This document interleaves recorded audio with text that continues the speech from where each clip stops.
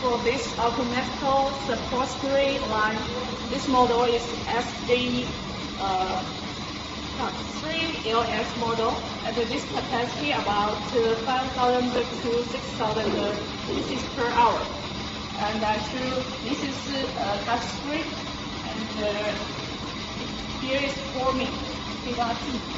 Here's machine forming and preheating, and the second heating, and here transfer by servo motor, and here is the feeding. Feeding also controlled by servo motor. This is Schneider servo motor, and the feeding accuracy around 2%.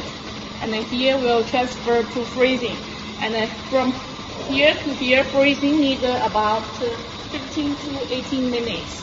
And after finish this, here we'll go here, and this is the heating forming, and here is back printing, and here is cutting, the sliding line cutting, and after finish to here and go to here, this final cutting. This is the finished product, and the whole machine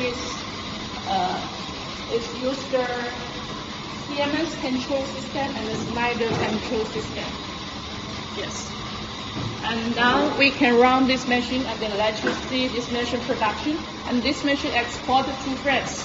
这个机器可以开起来，我看一下，应该还可以吧。